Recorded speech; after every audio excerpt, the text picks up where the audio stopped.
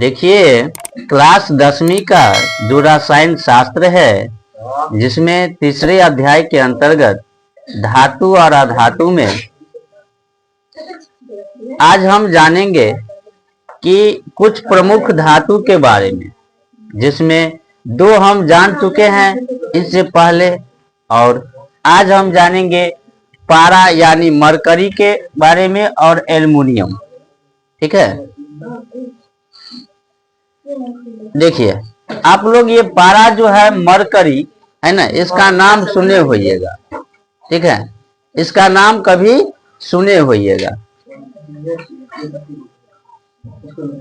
Thermometer में रहता है। ठीक है, किसी को बुखार मापने वाला आता है ना डॉक्टर, तो उसमें रहता है पारा, या उसी को मरकरी कहा जाता है। मरकरी का जो संकेत होता है वो Hg होता है, और इसका जो परमाणु संख्या है वो 80 होता है ना। ऑब्जेक्टिव प्रश्न के लिए यह भी अध्ययन रखना, याद रखना अत्यंत आवश्यक होता है ना।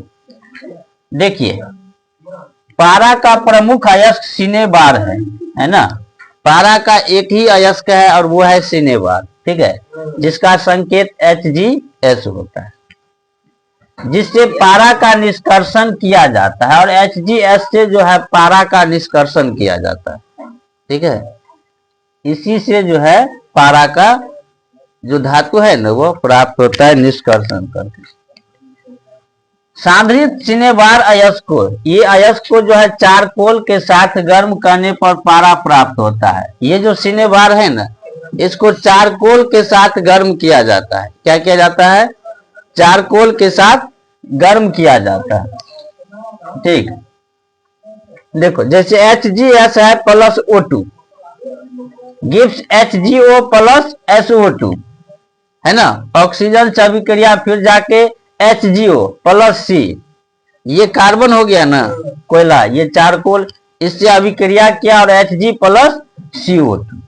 ठीक है, तो इस प्रकार से जो है पारा प्राप्त हो गया है ना, Hg यहाँ इसमें थोड़ा कम था।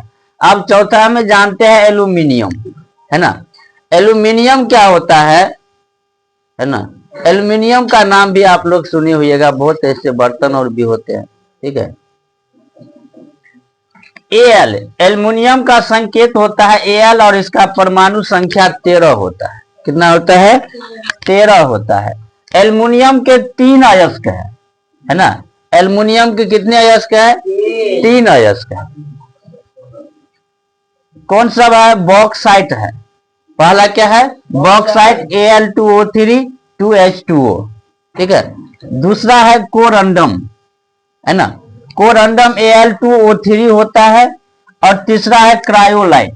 क्रायोलाइट होता है Na3Al